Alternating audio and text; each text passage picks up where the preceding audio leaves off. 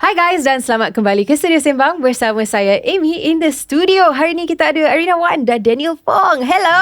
Hai. Apa khabar korang? Khabar baik. Khabar baik, sangat baik. Terima kasih meluangkan masa bersama kami dalam Studio Sembang minggu ni. Inilah first time kita bertiga berjumpa kan? Yes. Ya, tapi I dah tengok dah trailer and I am so excited for Generasi Perfectan. Oh my god, it looks so sick. You guys tengah shooting sekarang juga, tapi cerita yang lain pula. Betul. Yes. So macam mana tu? Penat ke tak? Penat tu memang penat tapi tu understatement sebenarnya. Tapi dengan diorang punya hardworking yang sangat tinggi kan, sampai juga dekat kita punya episod minggu ni. So jom kita mulakan dengan soalan yang sama macam mana kita tanya setiap minggu, which is, how was your childhood guys? Siapa nak mula dulu? kita mulakan yang paling tua. Boleh juga. Yang paling tua. Terus kena macam tu ya Daniel. Tak apa, it's okay. Okay, tak apa. So childhood, macam mana nak bermula? Mana? Bila? Okay, daripada permulaannya, daripada bayi ke? Daripada masuk dunia ni ke? ikut keselesaan you sebenarnya. Okay. Kita okay je. Alright, so basically I mulalah masa I masuk industri ni. Okay. Kalau childhood tu, I am the only child, anak tunggal. And memang dari dulu lagi I tak expose dalam dunia entertainment. So tak ada apa-apa experience in acting. I wouldn't say experience, background in acting. So family pun Family tak tak ada. Okay. I seorang je yang buat entertainment ni, industri ni. So I masuk industri ni pun sebab mula-mula I buat commercials. I see. I start commercials masa I umur 18, Okay. 19. I buat banyak-banyak commercial sampai I pergi sekolah dekat Melbourne for my university degree. I see. Okay, interesting. Also, okay. Sebelum tu kan, sebab I tahu I asked an open-ended question. So sebenarnya ni salah I tanya how was your childhood, dia cari dari mana. Lepas tu terus masuk 18 kan. Tapi okay, dengar cerita, you ada terlibat dalam band juga time high school. Yes, Betul ke tak? time high school, yes. So, sebab masa tu nak ngorak perempuan. Oh, tu ke sebabnya? Tak lah, tapi masa I masuk high school, kita orang semua kena pilih satu music instrument sebagai our like part of our semester lah. So I pilih gitar masa tu. So ramai yang pilih gitar. Literally 90% of the lelaki semua pilih gitar. Ini semua nak jadi macam Ed Sheeran lah. Semua masa tu nak jadi macam Ed Sheeran lah. And masa tu kita tengok High School Musical. Oh, yelah mulakan zaman tu. band Best. and everything. So diorang pilih lah, okay, jom guys, kita start satu band. Dan dia pilih nak jadi lead gitar, apa-apa, jadi singer. Then bass tu tak ada orang nak ambil. So diorang bagi I lah jadi bass. So from there I become a bassist. Okay, cool. For like 3 years, 4 years. Wow. So kita orang join competitions, kita orang join performances. Try lah, we perform for our school and everything. Wait, okay, daripada tu boleh jadi agak serius lah sebagai seorang sessionist? Okay, not too bad. Then in between, I feel like music kind of appeal to me. So I pergi ambil kelas piano. I see. Masa umur 16. Then I ambil sampai grade 5. Then that's where I stop lah. Sebab I feel like being grade 5. Tak apalah, dia cukup sebagai bass and you faham lah musical theory lah, apa semualah kan. So Okay. basic guitar, basic bass and a little bit piano masih boleh lah. Tapi dah lama I tak main instruments, honestly. Okay. Interesting. Tapi it's interesting that sekarang sebagai seorang pemuzik juga, sebagai seorang penyanyi, inilah akan jadi foundation untuk segala muzik yang you ciptakan kan. Yes. Okay. Menarik. After that I start singing. Sebab why did I start singing again? Oh yeah. Why Because okay, funny story. Pasal perempuan tu lagi ke? Yes, bukan, pasal perempuan lain. Oh, so, wow. So masa tu ada dekat I didn't know about this. You wouldn't. So masa ada dekat university, I was in university in Melbourne for 2 Okay. years, Monash. Then I was 1 year dekat sini. So 1 year tu I kena pilih curriculum lagi lah. So I go to the music club. Diorang tanya you nak buat apa. So I nak buat benda yang lain, bukan bass, bukan gitar. So I pilih nyanyi kan. So masa tu I belum nyanyi to anybody before. I try lah. And at that time I ada satu girlfriend. Kita orang buat long distance. Oh wow. Okay, so what I would do is kita orang Skype. Masa tu ada Skype kan. Sekarang dah tak ada dah. So I'll take my guitar, I'll play her song every night. Oh, that's so cute. I'll play her song every night. Dia punya birthday present pun I pilih satu lagu lah. I practice Dia serenade Adele punya song, Make You Feel My Love, I still remember it. Yeah, for a birthday present, play the song to her. So that's when I dapat courage I tu untuk nyanyi depan-depan orang. Yeah, so that's where it started. So from there I started commercials juga at that age. Then suddenly got people scouted me. Hey, you nak cuba acting ke tak? You boleh nyanyi ke tak? What about the boy band story? Oh yeah, the boy band story haven't come yet. Itu kemudian. Itu selepas balik daripada Melbourne. Yes. Okay, I dah dapat timeline ni. Okay, timeline cantik, tu faham. kan. So after that, wouldn't be too long, right? Okay. So after that, I got a China manager. Okay, ni selepas you dah balik daripada Melbourne? Yes, selepas. Okay. Baru je I balik. So Alright. dia tanya lah, you macam, you pretty good package and everything. Boleh tak dengar you nyanyi ke apa? So he pay for my studio fees. So he Okay. put me in the studio. Macam mana you jumpa dengan orang ni? Oh yang tu dekat mana? Dekat casting. I casting untuk satu commercial. Local commercial. Lepas tu terus dia dapat peluang untuk muzik pula. Yeah. So Pelik kan basically, industri kita ni. Yeah, kan. Then he recorded, he likes it. That's when I start singing lah. I start Okay. trying to sing. Then I start acting also in some Astro web drama. And masa tu pun I aktif dekat sukan in sports. So I joined a men physics competition also. Okay. It all happened in 2017. Wow, 27 ni adalah macam tahun rancak untuk Daniel. Tahun Banyak rancak. berlaku. Banyak benda yang berlaku dekat situ. I kena fokus I punya diet, kena fokus I punya lagu, punya music semua, everything. And acting, everything comes at the same point. At the same time, I was in a full-time job, buat insurance. Yeah. So there's so many things going on. Okay. I ada banyak soalan pasal topik ni. Tapi sebelum kita masuk, because I want to give you like the time untuk betul-betul cerita. Jom kita tanya Arina jap. Boleh. Macam mana childhood you, Arina? Okay, nak mula dari mana ni Daripada permulaan ni lah. permulaan. Kali ni I tak bagi chance langsung. Takut kita jump terus masuk 18. Dari baby-baby ke macam mana ni? Mungkin kot. Okay, saya merupakan seorang anak sulung daripada 3 adik-beradik. Wow, okay, go way back I have an autistic brother and I have a younger sister. So, parents saya, diorang, they used to be in the industry, tapi belah music lah. So, ayah saya dulu adalah seorang composer. Mak saya pula dia dulu seorang artist manager. So, she used to manage 𝙒𝙀𝙄𝙎 once upon a time. And I was brought up in that kind of environment. Lepas tu yang my dad yang selalu bawa I pergi to the studios, recording studios tengah malam. So I dah Expose lah dengan benda tu. dengan benda macam tu. And growing up, I memang minat sangat dengan the art scene. Tak kisahlah berlakon ke, music ke, menari ke, teater ke. I just suka sangat. I memang suka dengan the art of it. Then waktu sekolah pula, I masuklah club music, club kebudayaan, club teater. I memang get myself involved dengan benda-benda macam tu. Until one day, parents I macam, why not you audition Dewi Remaja one day? Tapi time tu, tak terfikir because my Malay that time was not so fluent. I straight up, I jujur je. So I nak cakap bahasa Melayu sekarang ni pun agak kaku Sorry but yeah, I've always loved the art scene. Because it was like a way for me untuk express myself. Because I was not really that expressive growing up. And then nak berkawan pun susah. I susah nak berkomunikasi dengan orang. Memang tak masuk lah dengan grup-grup kawan tu. So I buatlah benda-benda macam tu. Masuk pertandingan, wakil sekolah, kelab-kelab muzik, gamelan, apa-apa tu. Then habis sekolah, tu yang parents I cakap, okay, you tahu tak, most of our artists, diorang dulu masuk Dewi Remaja, Hero Remaja, diorang educate lah sikit pasal benda tu. And I macam, oh okay. And then kebetulan pula, ada audition Dewi Remaja like a week after that. This was 2018. So, I macam, okay lah, sajalah pergi try audition. Tak tahulah kalau dapat ke tak. Pergi.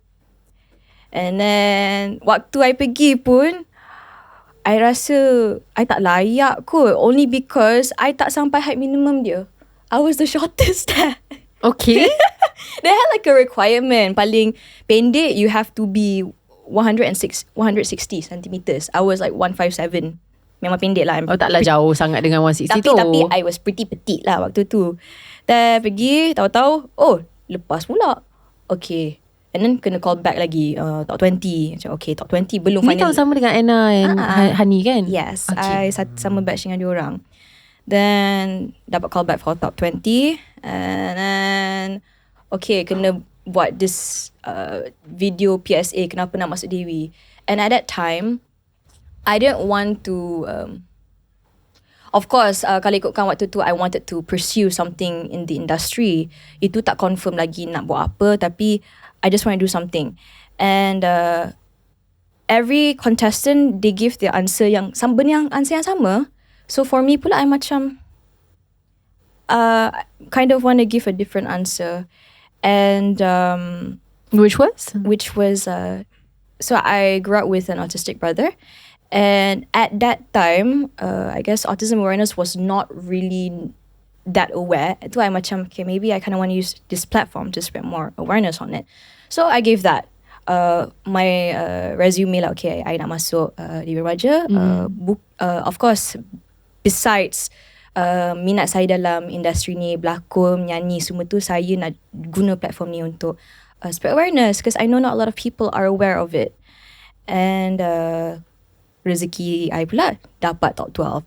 And then sampailah semi-final. Itu pun I tak sangka I sampai that far. Every week I macam, okay, confirm I kena singkir minggu ni. And then tiba-tiba lepas juga. Next week, okay, confirm singkir minggu ni.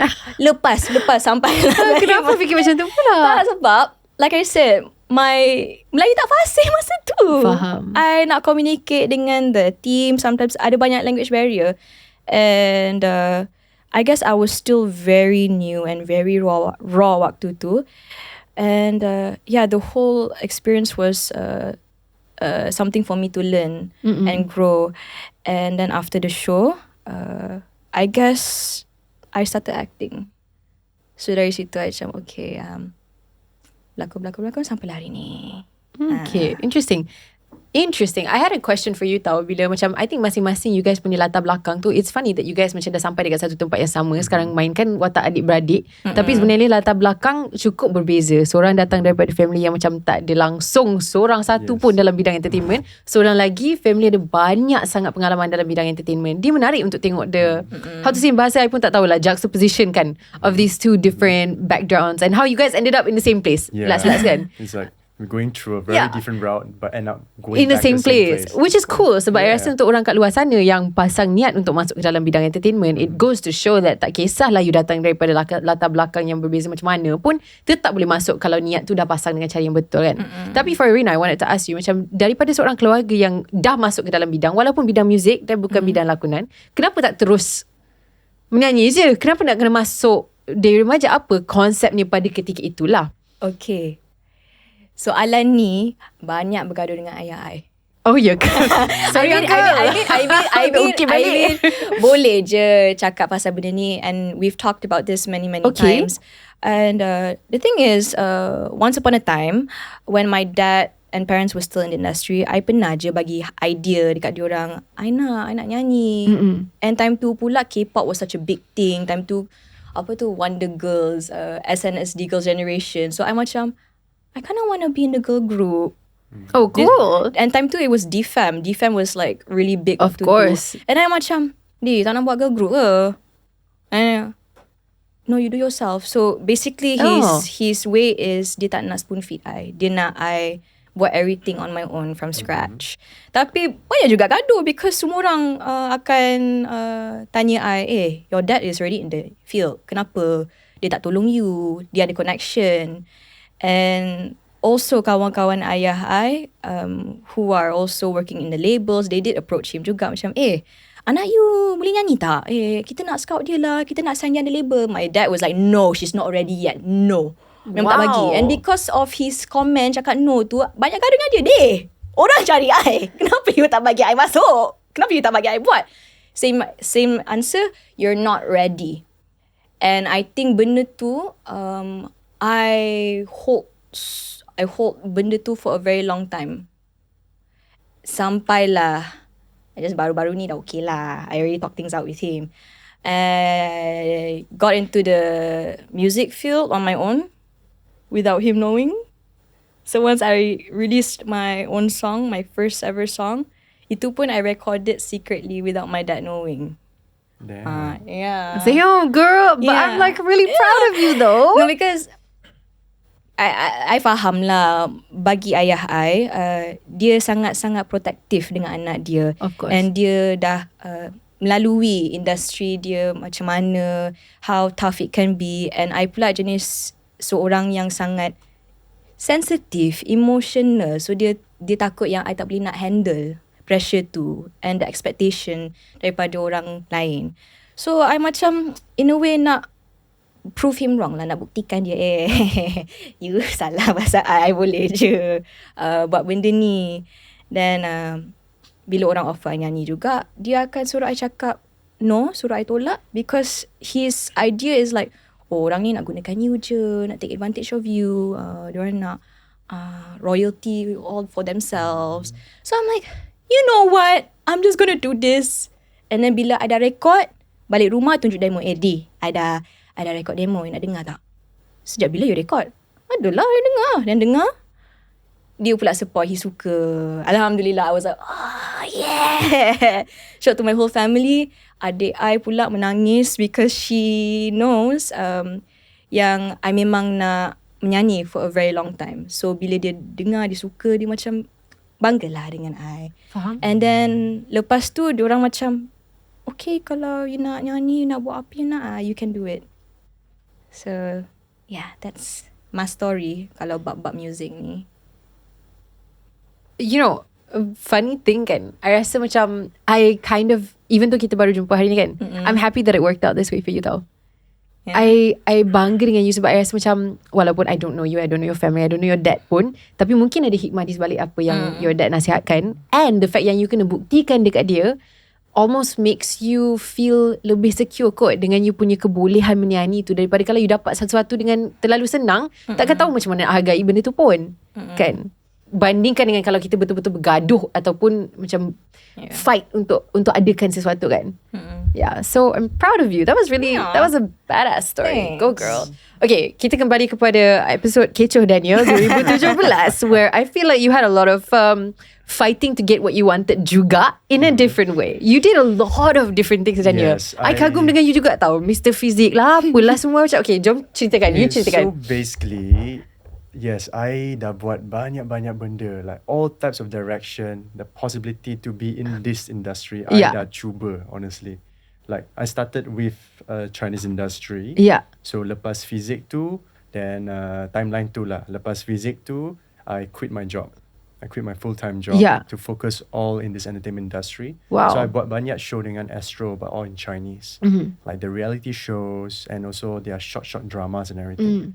So because the Chinese market dekat Malaysia ni, dia mungkin lagi kecil compared to the Malay market. So tak banyak job. And also the budget is, as usual, it's not very high. So it's very hard for me to sustain like the lifestyle and everything. Faham. But I give myself a period sebab masih muda kan. So bila I dah buat Astro punya Chinese drama and everything, so one of the contacts that saw that drama was from China, the boy band that I joined. So cool. The competition. Right. So the competition is called Super Idol. Uh-uh. Right, they had like few seasons. Yeah. So that was the 4th season. So I sent in my audition video. They wanted me to dance. They wanted me to sing. So it's like a boy band. It's like a boy band. Okay, it's like, so literally like those K-pop boy bands. And cool. everything. So I didn't know how to dance, and I didn't know how to rap. So I hired like boleh belajar kan? Yeah. So I said give me like 2 weeks. Okay. So I hired like a dance instructor, and pretty much a dance instructor only. I start learning lah. I dance boot camp for 2 weeks. Boot camp. I used like a bit of money to hire them 1-to-1 classes and everything. So I did lah. I chose a song. I just hitting on the song. Yeah. So I did it, and I managed to get into like Southeast Asia selection. I managed to get into top 50. Wow. So they flew me over to China. There was 2 locations. One of them was in Fujian. So in Fujian, what's happening over there? It's dia punya Shaolin Temple. So kita orang shoot kita orang punya program dekat Shaolin Temple with the monks. Wow. Yeah, for the first week. Very cool, eh? Yes. So bilik-bilik tu kena share lah. 6 lelaki 1 bilik. Then shower pun 20 lelaki sekali. Like open. That kind of stuff. Menarik.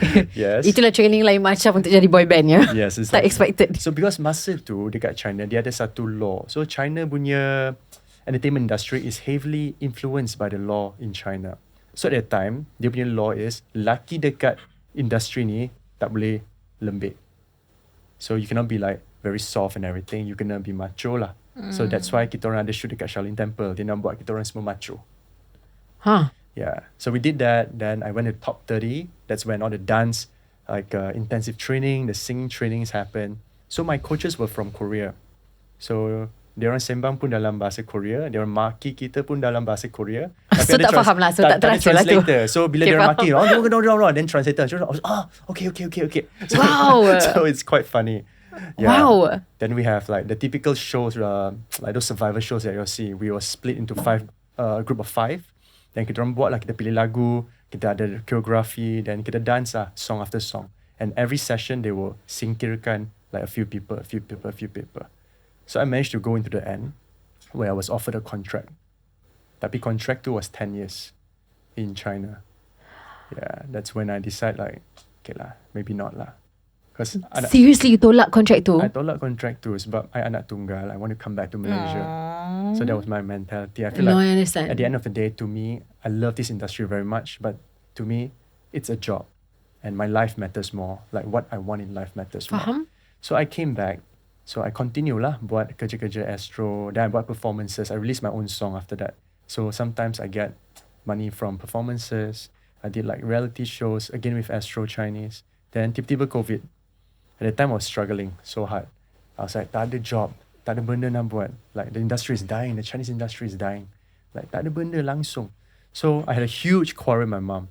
My mom said like, quit everything they're doing and just help with the family business. So my family background, which I failed to mention, we are a family of business. So my dad does watches and my mom does insurance. Right. Yeah, so they want me to come back and help. I said, no, give me another opportunity. Let me try one last shot. So one day, I gotten like a DM from a production manager lah, Melayu punya production. And at the time, 2 Chinese celebrities, actors were rising pretty high. One was Sean and one is Euwyn. Sean. Yeah, Sean. You guys work together. You guys tahu tak? You guys together macam I dengan Sean dulu. Sean dia jadi kembar I dalam satu cerita. Sean. Kembar? Yeah, I love Sean to pieces kan. Tapi dia jadi kembar I dulu. Lepas tu dia jadi boyfriend I. Dia jadi suami I. Nice. Sean tak tahu. Tapi okay. But one Kembali. fun fact about Sean is he's actually my junior in high school. Sorry? He was my junior in high school. He's 1 year younger than me, and we go to the same school. Biar betul. So Yeah. semua faham. Semua dari sekolah tu memang jadi pelakon lah cerita dia. Arena kita pergi sekolah salah ni. Sekolah salah ni. Tapi still I'm in the same point. So it's Okay, good. faham. Yeah. So people has been asking me to cuba lah Daniel industri Melayu and everything. I'm like, boleh, but I never really speak Malay. I don't really speak Malay to my friends or anybody else. So I tried. The production manager, I was like, some message on DM, hey, you nak berlakon tak? I'm like, tiba kan. Macam dodgy je dia punya message. I'm like, okay, I cuba. And I always want to try the Melayu punya industry. Okay. So I pergilah. I pergi, then watak pun okay. Tapi dia punya dialog semua in bahasa memang panjang gila. Masa tu I memang struggle. I went on set. Even the technical team was like, siapa lah cari budak ni tak pandai cakap bahasa Melayu. Kenapa nak gunakan dia? Ada lah. Or just snip, snap, talk and everything. But just put that aside, I try. I try. So luckily, like ada rezeki lah kat situ. So I tried for a year to 2 years, like 2020 to 2022, that during the COVID period, I just went to every set that I can. Like no matter how small the roles are, like supporting 1 to 2 days shoot. Even like, because people say like, oh, you have the look of like someone from Korea. So I have to act like I'm Korea, speak Korea also. Jadi opa lah. Jadi Yes, opa. faham. So I just use whatever strength I have. You know, whatever, like no matter the physical outlook or even acting, whatever, I just do it. Just trying to improve my Malay. So after that, luckily, people saw lah, and they gave me a chance. I got my first leading in 2023. And everything has been pretty smooth sailing in the Malay industry. That's good. That's good. Yeah. So that's my story. I have some questions for Yeah. you though. Okay, so you pergi Melbourne untuk belajar. Yes. Belajar apa dekat situ Belajar ni? economics. So my dream, since young, I never want to be an actor. I never wanted to be a singer. I always wanted to be in business and in corporate. I want to look. I look after my dad, my mom. So that was what I had in mind lah. Okay. Yeah. So I nak tanya, okay, this is the Yeah. thing yang macam I betul-betul confused dengan cerita you sikit. Sebab kalau you belajar economics and katanya nak jadi seorang businessman, Yes, kenapa balik Malaysia lepas tu terus kejar? Because you punya dedikasi tau terhadap your career is like betul-betul so kau-kau. I missed a small part of my, okay. story there. Okay, Daniel. So bila balik, I dah masuk corporate. Okay. So masuk Buat finance kan masa tu? I work in an insurance company. Okay. Like a insurance company. Nice and corporate. Nice and Yeah. corporate. Taking a train to work every day. Oh, fun. Very fun. On track, Daniel. Really. Then salary was a bit miserable lah as a new starter after. So you wanted to become an actor? No, not yet. That wasn't it. So I was going back into commercials, just to earn a little bit of extra pocket money. Okay, faham. Because I started commercials before I went to Melbourne. Kan? Okay. So it was just like part-time, want to do a bit of commercials to get a bit more money and then do a corporate. So that's when it linked back to my story where I was scouted by the China manager in that commercial. Okay, faham. So I didn't mean to be an artist. I just want to do commercials masa tu. So he want to listen to me singing and then send me to China for some commercials. Okay lah, tapi I started my job kan, tak lama. I used up my annual leave within 2 weeks just to do all this kind of stuff. Ya, dah lah nak kena pergi China apa semua kan. Then I tried, but it's very hard to balance both of it. For sure. So at the end, my mom being very, very supportive is like, your rezeki seems like it's, at that moment, he's like, your rezeki seems like at this point is entertainment. Why don't you give it a try because you're so young? Then that's when I try lah, the band physics, the boy band competition, the Chinese industry. Until COVID, had a huge quarrel with my mom. Then I want to give up everything already. Then suddenly I got a message that said, you nak cuba tak drama Melayu? Then until now, yes. Okay, interesting. Makes sense. I guess when you're young, it's like a very macam experimental based thing lah. Yes. Kadang-kadang, and especially macam entertainment, kita notorious dengan macam okay, you akan ada career ke? Carilah something yang stable. Tapi sebenarnya kalau kita dah minat, kita dah cari macam passion kita dekat sini dan kita kejar dengan cara yang bagus, okay je. It's a stable, it's a good career, right? Ya, kita kembali kepada Arena jap. So, you got into acting from Dewi Remaja. You guys seem to have this like language thing in common juga. I understand because I was there. Faham sangat. So tak juga from Tak Dewi juga. Remaja. Habis tu Sejujurnya I memang tetap nak buat muzik. selepas Dewi Remaja. Yeah, from day one. Sebab I jujur. So korang berdua accidental actors lah. Boleh nak Itulah dikatakan tajuk episod kita minggu ni, accidental actors. Ya Syaz, actors. kita okay. Sebab sejujurnya I tak rasa I pandai berlakon pun. Like at the very beginning, and when I was starting out. Okay. Waktu Dewi pun ada cabaran lakonan pun, I rasa I kayu sejujurnya. And memang I told myself, okay, lepas Dewi Remaja, InsyaAllah mungkin boleh kot sign under label mana-mana and then start to perform and do music.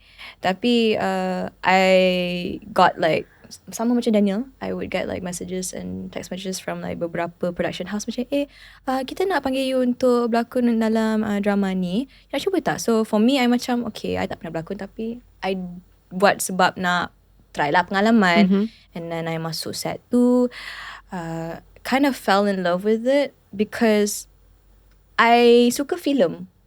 I dibesarkan as a movie freak. Because I was a very socially awkward kid. Tak ada tiba kawan. So, I dekat rumah, I layan movie je. Tengok High School Musical, all the Disney Channel shows. I layan je movie. And I was like, best juga kalau berlakon kat TV ni. Tapi I tak terfikir yang I boleh berlakon dan I akan berlakon one day. And then, I macam, okay lah, I try. And I macam, best juga. Tapi nak hafal dialog tu, I rasa kayu gila. At that time, my first drama after Dewi Remaja was this like long episode series. It was for Astro juga. It was like 100 over episode. Macam sinetron punya style lah. And Okay. And then drama tu adalah adaptasi of a very popular drama from, I forgot which country, but it was a really popular drama. And the script semua diorang translate lah daripada drama tu. So script dia memang sangat-sangat bahasa buku. Baku lah. So aku copy paste. I memang copy paste whatever that's written on the script. I memang copy paste. And our director at the time was Abang Reza. You worked with him before. Yes, I have. And I remember he was so he was very patient with me. Very, very patient with me. And banyak tunjuk ajar lah dekat I waktu tu. But I think he was like annoyed few times because memang I was really bad. I'm not gonna like filter myself, but I was really, really bad. Dan dia macam, you kena bagi dia nampak bunyi natural, make it more pasarkan. Tapi masalahnya time tu aku cakap Melayu pun, I don't know how to speak Malay that well, but I try. And then from project after project, I rasa my Malay has gotten better and I learned from each project that I've ever done. Okay. Sampailah ini. Okay, so now that we got the timelines, kita dah dapat dah story korang masing-masing. Let's talk about being like a young actor, especially sekarang. Sebab I rasa macam post-COVID, kita nampak banyak gila perbezaan dalam industri TV bandingkan dengan time kita membesarkan. Apa yang kita tengok tu jauh lagi berbeza lah. Mana ada Astro Originals, mana ada streaming dekat Malaysia sejak sebelum macam until after COVID lah, is what I'm trying to say kan. So I think the interesting part about being a pelakon, especially sekarang, is that and for you guys as well, having to learn how to berlakon and everything and learn about the industry juga on set. I think there's so many differences in terms of marketing lah, macam mana you guys nak kena handle yourself. What was it like for you at the beginning? Dan apa mungkin struggles ataupun cabaran yang you guys hadap selain daripada of course bahasa, which seems to be a theme lah in this room lah, perpetuated by me juga, so tak ada masalah lah ni. So what were some of the challenges at the beginning that you guys faced? Okay, so one of the biggest challenges is the culture. So from a Chinese production to a Malay production culture, it's a bit different in the sense that I would say like Chinese production is a little bit more stuck up and strict. A lot of things is a bit more like anal. So ada banyak benda yang kita orang tak boleh buat. We don't have that much freedom. Really? Yeah, so even in Chinese drama, acting wise, kalau like the otai punya directors lah, jangan kata directors yang muda, they want to control a lot of stuff. Like the directors that I've worked with lah, even in the way of you breathing, in the way of you, so pretty much everything needs to be, they will control. Kind of the point that I feel like I'm not even acting anymore. So I'm like, this dialogue, I'm like, I'm gonna start breathing and everything. So this kind of stuff is going on. And I would say culture-wise, it's a bit different. I would say like Malay industry, people are more multi-talented in the sense that they can be in all departments. Like tiba-tiba job ni dia boleh buat wardrobe, tiba-tiba job tu dia boleh buat makeup, tiba-tiba job tu dia buat benda lain. Okay, faham. Macam dari segi crew. There's like segi crew. So in Chinese, like everybody is more like, kalau dia buat AD, dia buat AD je. Kalau dia buat makeup je. So that kind of stuff. And number one and number two is, in Chinese drama, we always have baju prepared for all of us. So when I first found out that, okay, tak apa, you need me to bring baju, tak ada baju untuk I. That's the one thing that I was a bit confused at the beginning. Like masa I dapat leading pun, like semua baju pun I punya. Like, are you serious? So that's the one thing that I have to get used to it. And I can honestly say that today, I have transaction to like, I prefer Malay production sometimes more than Chinese production. I feel more comfortable in Malay productions than Chinese production. Mungkin dia kebiasaan kot. Yes. Yeah, you're more used to it as well, huh? Yeah, so I feel like humans, people, we can adapt to anything as long as we spend enough time and effort in that place. True, setuju. Yeah. Arena? Apa soalan ni tadi? Lupa pula. Apa cabaran selain daripada bahasa apabila you start as an actor? Sebab I think there's a lot of growth in the industry as well. Like how did you grow into like a leading role, things like that? Faham. Okay, mula-mula macam I cakap tadi, I grew up as a very socially awkward girl. Tak reti bersosial, tak reti berkawan. Kenapa?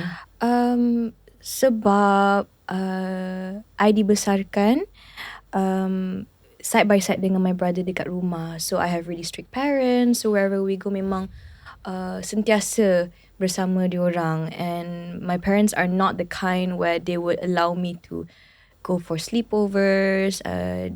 I jarang melepak dengan orang. So I don't have that communication skill when it comes to berkawan. Memang awkward lah. I'm really awkward.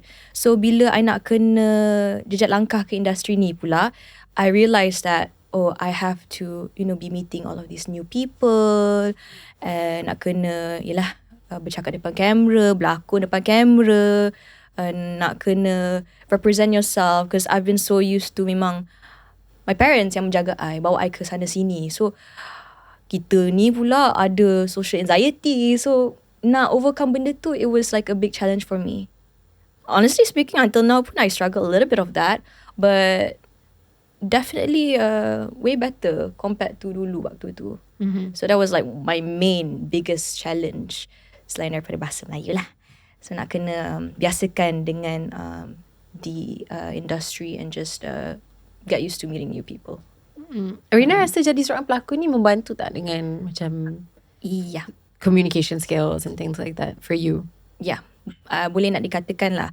I rasa berlakon ni I dapat like a level of confidence which I've never had as a child.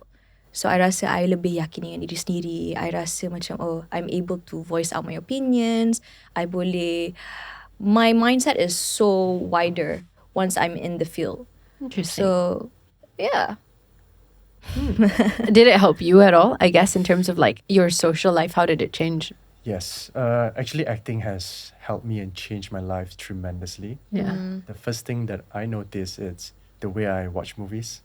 The moment I start acting, I was like, why can't I enjoy this show?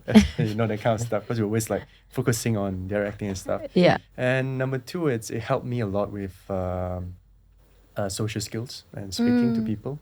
Because hari-hari pun kita orang bercakap dengan dialogue and everything. So I kind of know how to structure a sentence lebih better. Yeah, that's one thing that helped me very much. I suppose because the job has now become communication, that would Yeah. automatically happen lah kan. And then for me juga, like I was not great at expressing myself. So bila kita berlakon ni kan, kita kena memainkan berbagai jenis watak, kena sedih, marah, and because of acting juga I dapatlah nak express my emotions even more, which I tak pernah, like I was not great at it. Tiba-tiba I kena berlakon, I kena marah orang, I tak reti nak marah orang, tiba-tiba I get to lash out benda tu. So it's interesting. Yeah. For me, I struggle a lot because I feel like acting can, it's really, some people, they are really gifted in the sense that if you are a very sensitive people to emotions, you tend to be able to like live that character better. For me, bagi I rasa susah untuk menjiwakan satu character because I'm a bit too rational sometimes in my life. So bila I masuk set, tak lama masuk set, like dah lama tak masuk set, I would feel like susah sikit nak masuk dalam character tu sebab sometimes I feel a bit too rational, and if I look at the dialogue, if it's a very emotional dialogue and I feel like it doesn't suit me, I'm like tak sedar hati nak cakap macam tu, you know. Faham. That kind of thing will hit me. Yeah. Yeah, so my challenge is that, and I always need to like let go. How do you deal with that though? When you read the character kan, you're macam bro, why bro? Actually, I tak faham you, and tapi it's a character you kena bawa, so you kena faham dia. Yes. Sebab kalau you tak percaya yang you boleh jadi dia, tak ada orang yang boleh percaya kan. So, how do you get over that? I rely a lot actually on my director. I will have a very strong communication, and I can tanya lah, I can try my best to understand this character, and also like if the scriptwriter is there, I'll try my best to ask as many questions about this character. Faham? Because for me, maybe whatever dia orang boleh sampaikan dekat I, mungkin I tak pernah fikir pun. Like I tak jadi nak fikir pasal benda tu because maybe my mind works in a different direction. A bit too rational sometimes. I don't understand the purpose of that character. So maybe after they keep feeding me some stuff, that's when I can play around with it a little bit more. Yeah. Okay. Are you guys actors first, singers second, or singers first, actors second? I rasa buat masa sekarang berlakon. For me, I was acting first, then only singing. Both of you actors first, singers second. Yeah. I Interesting. was actor first. Okay, jom kita cakap pasal singing kejap. Okay. Mari. Because I know that you guys have your own music kan. Yes. So how did that happen? And was it very macam puas hati lah selepas I dah masuk ke dalam dunia lakonan ni, finally I dapat tunaikan janji pada diri sendiri untuk keluarkan music. Like what was it like for you guys? I know especially Arena who like wanted to be a singer lah daripada dulu kan. So can you guys tell me the story? Whoever wants to go first. I mean, pulang pada you guys. Alright, I'll go first. I think this is the pattern kan. Supaya abang Kita kan. nampak. Abang. Okay. So kalau ikutkan I punya timeline, masa balik daripada boy band tu, I start my first single. You 2018, right? 2018. Yeah. So it was called Sing Me Home. Damn. It was a story about, okay lah, all my story, I feel like I'm like freaking playboy now. All my story about girls one. The problem is it's all about different girls tau. Kalau it's all about the same girl tu tak ada masalah. Okay, yang ini, it was Girl about, lain. Yeah.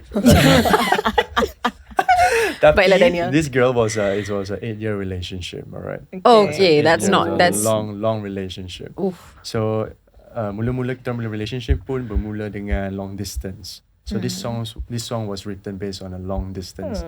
It's called Sing Me Home. This is the girl who like encouraged you yang you macam main on the was it Zoom, Skype? No.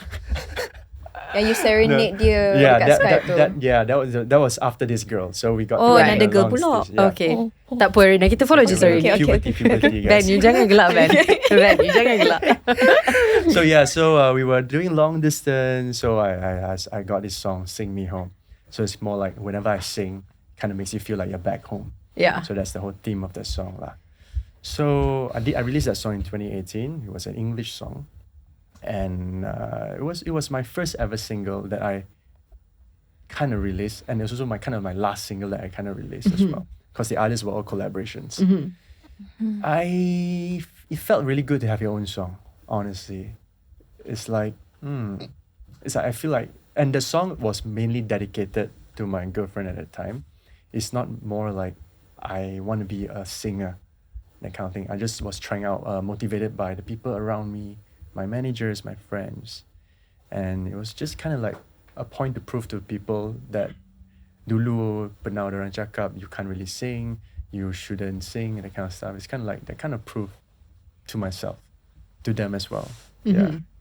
And so you achieved that with your first song. I achieved that with my first song. I did a few performances with that song, and I wouldn't call myself like macam penyanyi-penyanyi, because that's also one of the reasons why I focus more on acting, because I know what level I am with songs, with singing. I know that I'm not those powerhouse singer, like those really you can belt your voice really high, that kind of thing. So I focus on something that I feel like there's higher chance and room for improvement, which is lakonan. Yeah. More strategized, I would say. Okay, that's interesting. I think it's a very, macam you cakap tadi lah, it's a very rational way of looking at it, kan? Yes. But I suppose the counter argument, kalau boleh jadi penghasut kejap, is that the more you practice something, the better at it you get. True. So you have That's total of true. 3 songs out. I have a total of 3 songs out, yes. So And the other 2? other 2 songs, one is called Tiada. It's actually a song that I wrote with some of my friends. Okay. Called, This is not about a different girl. No. Just checking. Okay. No. Okay. I'm just gonna... This was a fun project, guys. Okay. This was a fun project. It was a Malay song. So I wrote the lyrics of the song. Nice. And one of them wrote the tones. And we were just having fun because tak ada benda nak buat masa COVID. And then we just try to write songs, just play our guitar, hum the melodies out. Then we start singing the song. Yeah, so that's the second song. The third song is called Vanilla. Lagu Melayu Tak, itu lagu English. Tajuk Davnila. Yeah. Arena. So sorry, I tak dengar. So that one was a bit more like a R&B and leading a bit more sexy direction. It's Okay. mainly for like a fun project with friends. Okay. Tapi I macam curious juga, kalau you you have 3 songs, sekali kau kan, you as a singer, you prefer buat lagu genre apa? Okay, so one fun fact about me again, it's when I'm always very sad. Why are you laughing? Is it about chicks again? Silakan. Okay, so every time when I'm having like a bit depressed with my life or like heartbroken or whatever, I always just strum the guitar and start writing songs, right?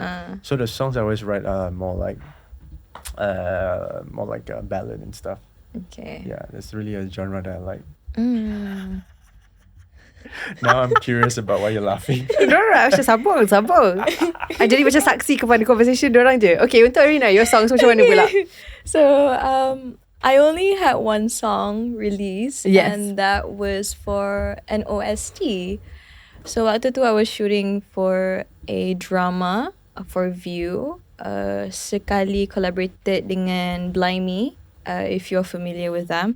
So at that time they were producing like a short series, and dia punya vibe dia macam Korean drama-ish, and I so happen to be in it. And then diorang macam, oh, we want to make an OST. Arena can sing, right?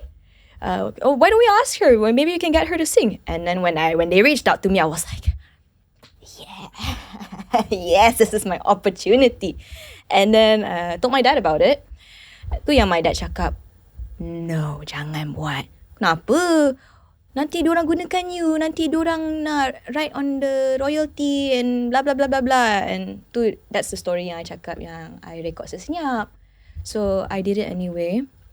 I recorded the song. Walaupun it's not really my genre, it's very house pop-ish lagu tu. Tapi I did it because it's a great song. Straight up, it's a great song. So I did it, recorded it, got the demo, showed my dad. He approved. Tu yang dia bagi I proceed dengan lagu tu. And then, the song got out. But waktu tu, I think I was really busy with shooting that drama. Time tu kena fly pergi Korea. So memang tak sempat nak do a lot of like promotions untuk lagu tu.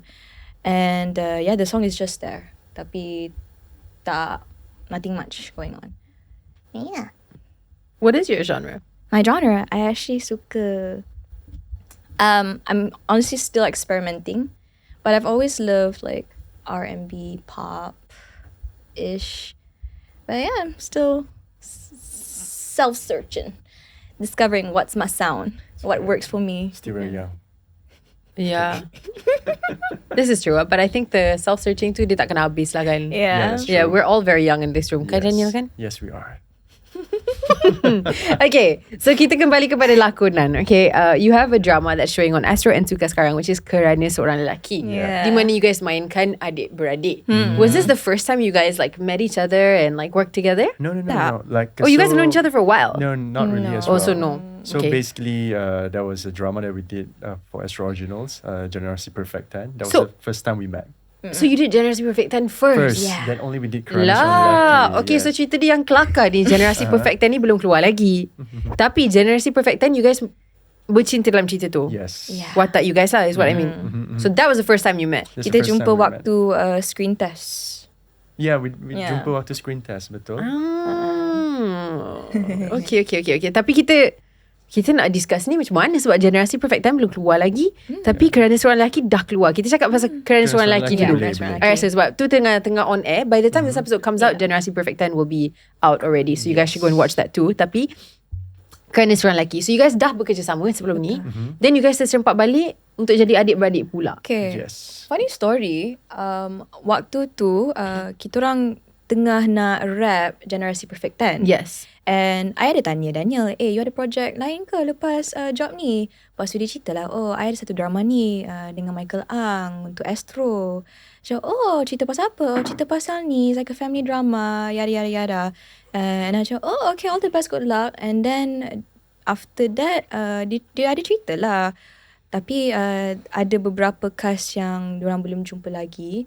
Specifically Chinese characters, Chinese actors. Sebab cerita tu dia macam perampasan harta antara keluarga Melayu dengan keluarga Cina. so basically Kerana there's Seorang Lelaki. Yes. basically there's a lot of like Chinese characters and Malay characters in this drama. So dia lain sikit lah. So dia cakap like, maybe you should join this drama. Itu pun kalau diorang panggil lah, tapi tak confirm apa-apa lagi. And then a few days later on dapat call, hey Arena, you free tak lepas ni? Drama apa ni? Drama dengan Daniel Fong lah. So I macam surprisekan dia, tanya, you dah tahu tak siapa jadi watak ni? Basically his sister dalam drama tu, because that's the character that he was telling me. We belum jumpa karakter ni lagi. Macam, you tahu tak siapa berlakon watak tu? It's you Macam tu ke dia direction? I think it's you you sebab you dah macam boleh agak bila I tanya you kan. Because cara dia tanya tu dah boleh agak dah. Tapi at that time, really, I tak tahu siapa nak jadi watak I punya sister. Yeah. And so when they found Arena, we were actually really, I was very happy because dah kerjasama dalam Generasi Perfectan. And okay lah, kita jadi adik-beradik pun bukan masalah kot. Chemistry dah ada. Senang nak Yeah, bekerja. I think dia senang bila you dah okay, selesa bekerja dengan seorang kan. What is unique about kerana seorang lelaki though for you guys? Selain daripada obviously the watak that you play, how has the shooting been? Macam mana the response semua tu? Okay, response based on Astro, they did say that sekarang pun tayang sampai episode 7. They did say that the response were really, really good. That's awesome. Yeah, like the ratings were really good on TV and everything. But for this character, it's also a bit challenging for me in the sense that, how to say, watak I tu, dia sort of like mommy's boy. Okay? But at the same time, dia like put this shot, the girl that I was in love with, my fiance in the story, turns out to have the same father as me. So overnight lah, I dapat tahu, That's not Arena, right? no, that's not Arena. That's a different That's sister. A different sister. So there's a half sister lah. Cerita ni ada banyak incest ya. Yeah, so it's like incest a bit lah. Gang. Ya betul. Okay, faham. Okay, Yeah. interesting. So dia macam lain daripada yang lain lah dari segi, Yes. and also it's an interesting acting opportunity for you sebab you dapat mainkan a culture that is actually you, right? Like so your character is Chinese Yes. but in bahasa. By bahasa I rasa- Cantonese. Cerita ni agak menarik. Dia lain only because we get to incorporate the Chinese culture in a Malay drama. Yeah, which I guess, I mean, you pernah buat in all of the Chinese market dramas and stuff like that, but this is cool to see This is that type cool. of diversity yang dah bermula dekat television This is kan. the first time I buat drama Melayu. There's more Chinese than Malay people on set. You know, Oh, sometimes, like, interesting. actors-wise. Interesting. So it's like, okay, it's quite refreshing to see Yeah. this kind of crossover kind of thing. Yeah. Yeah. I think macam zaman sekarang kan kita banyak lagi nampak diversity Yes. on TV daripada macam mungkin zaman dahulu when I first started. Diversity tu I'm the diversity. Hello everybody. You know.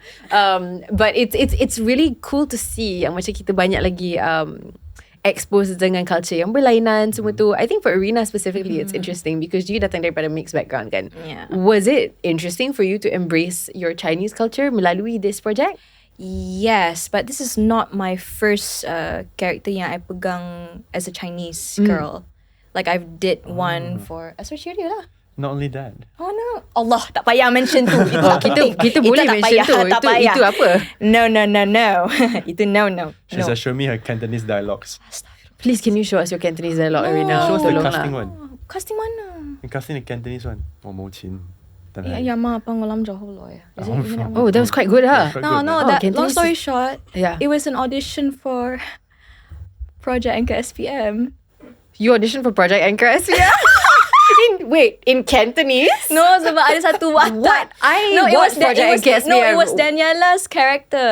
Okay. Daniela's character. Because waktu I audition tu, Anwari lah, he was like telling, kan Luqman, I lupa. But someone was telling me macam, okay, good. Tapi ada satu scene ni, you kena cakap Cantonese dengan mak bapak you.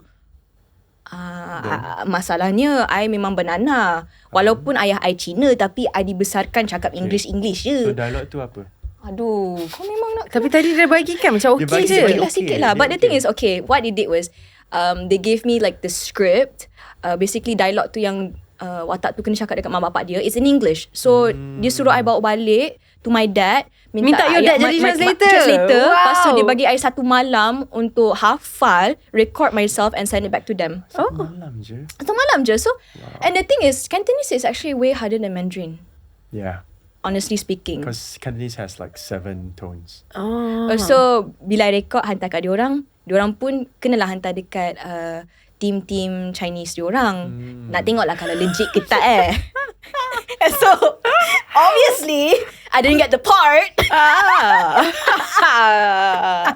That's okay. I mean, But it was a fun audition. For sure.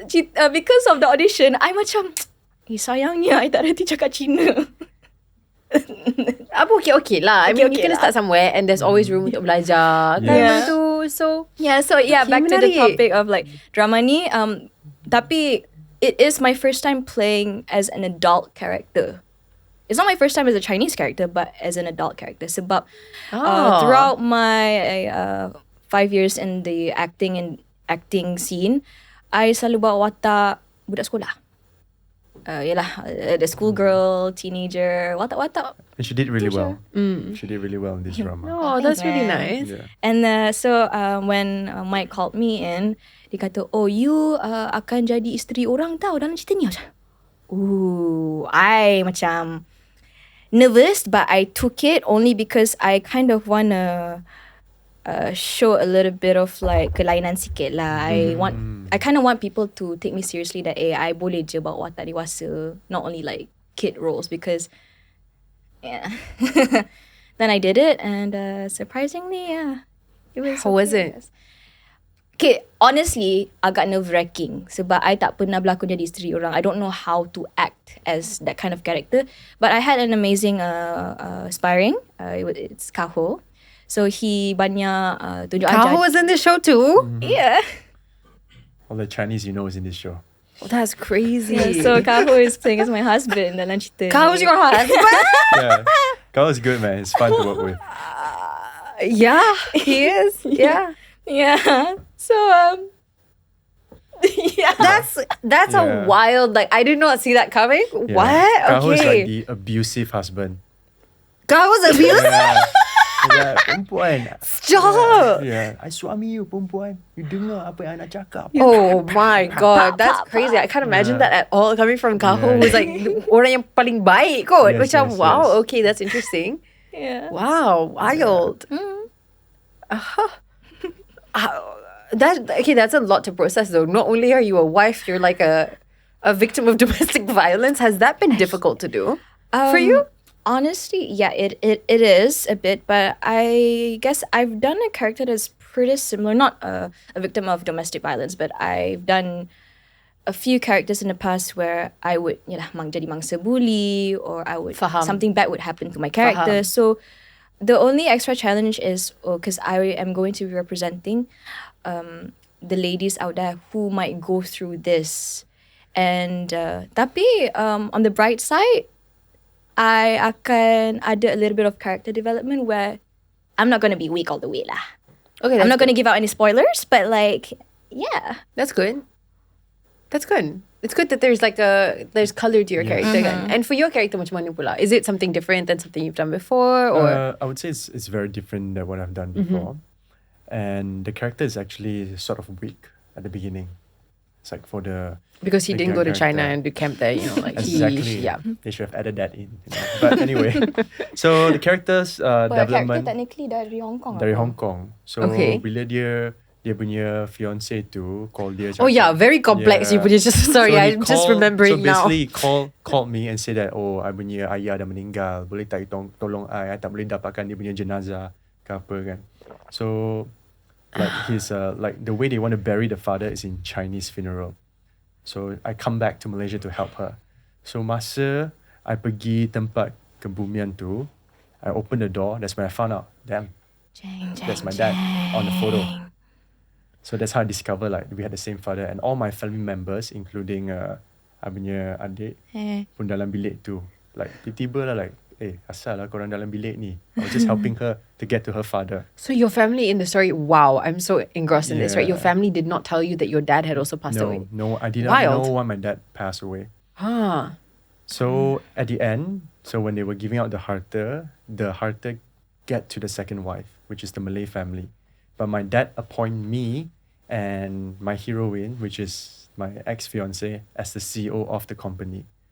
So we have to work together in the same company. Yeah. And I punya character macam jenis yang tak suka melawan. Dia macam middle tau. Like a character that girls would really hate. Like this guy is not even like, he's okay with anything. Like whoever goes to him, he's just like fine. Tapi He wouldn't reject that I much. rasakan watak you macam sama jugalah your story in real life. Yang tukar-tukar perempuan tu. Alamak, bukan tukar. Tukar-tukar macam cheating semua. Okay lah. Okay. salah. Okay. Tak sempat cerita ni pun. Because Daniel, dia ada Okay. relationship 8 tahun tau. Okay, Lepas tu so- Dia ada 3 betul-betul fitnahkan dia. Tak, dia ada 3 love interest in this story. Dalam cerita lah. Dalam cerita lah. Itulah dalam cerita lah nak Yeah. cakap. Okay, Not at the okay. same time. Okay. No, of course not the same same Okay. time. Tak Wow. ada say different time period. Of course lah, different time period. That's why I kata lebih kurang sama. At the same different time, tak boleh period. handle though. Amelia was And then suspicious tambah now. lagi you find Yeah. out one of them is the same dad as you. Memang Yeah, same susah dad lah as macam me. tu. So a Okay, lot lah. faham. Then my mum wants me to marry another girl from a rich family. Oh, of course. I listen my mum lah, kahwin juga and everything. I'm very gaslighting in the story. Ah, I'm a okay. gaslighter. Wow. It's like I married this girl, then the hero will tell me, like, what? I say I did everything for you, you know. If I don't Yeah. marry her, you know, this kind of stuff. I'm a gaslighter. Oh, wow. I suka gaslight. In the story. In the story. in the Kita story. kita jangan percaya sangat pada Yeah. lakonan yang hebat kalau tak kita okay, faham. Okay, it's giving drama lah, which is good. People love to watch it kan. But it's also in stark contrast to like something like an Astro Originals di mana macam cerita dia mungkin lain. It's also younger, the one yang bakal nak keluar ni. Yes. Which is generasi perfectan. Yes. So kita rewind jap, walaupun dia punya susunan keluar tu macam terbalik, tapi susunan rakaman tu terbalik daripada apa yang keluar lah. Yes, betul. Kan? So kita kembali kepada generasi Perfect 10, which is where you guys met for the first time. Yeah. And also a very interesting project. This is dua-dua punya first time buat Astro Originals kan? Yeah, my first Malay Astro Originals. You did a Mandarin. I did There's a Mandarin Astro Originals. what? So I did the first ever Word. Mandarin Originals. So the first ever AO for Mandarin, I was in it. Oh, sick. Yeah, it's called Lost and Found. It's about beach boys. Then Sorry, it's did about beach boys?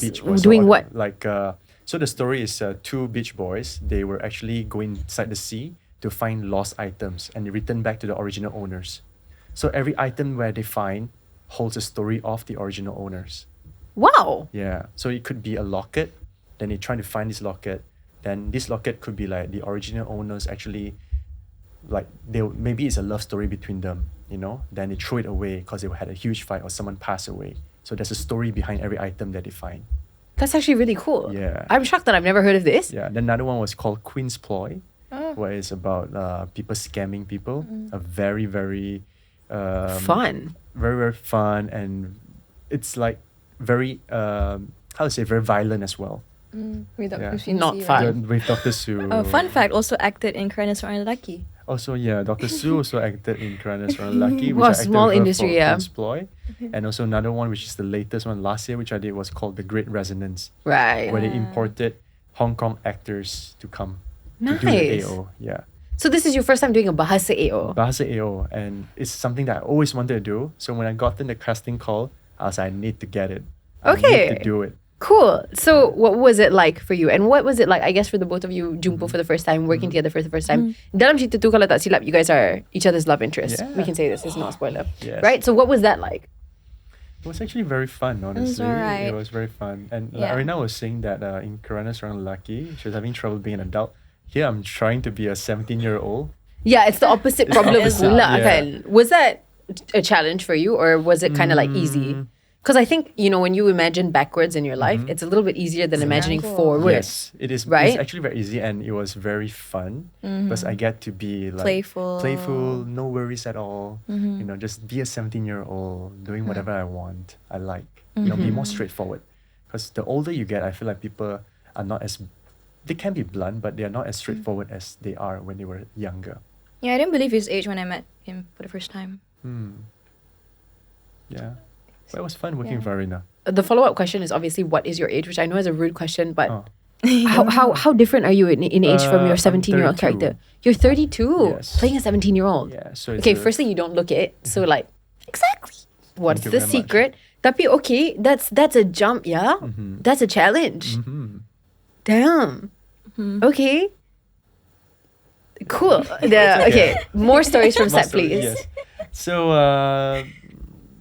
I mean, it was really fun. Like, every scene we get to play around with different things. And the best part is the writers are on set every day. Okay. So anything you don't understand, you can always go to them. Yeah. So they can kind of like tell you can get to understand your character better. So there was a lot of prep before we have like acting classes. Yeah. With Sophia. We had like a month before Yeah, shooting. with Kak Sophia, yeah. Prepping with acting classes with Kak Sophia Jane. And also gymnastics training because the show is about gymnastics. Gymnastics. Okay, that's really cool, huh? Yeah. How was that for you? I mean, walaupun you don't have to pretend to be like somebody who's drastically different in age, tapi pada masa yang sama, you kena belajar gymnastics from scratch, which is not easy because gymnastics is notoriously difficult. Okay, I story sikit lah. Okay. I rewind a little bit. So, yeah, when they announced about the show, time tu dia nak buat audition casting call.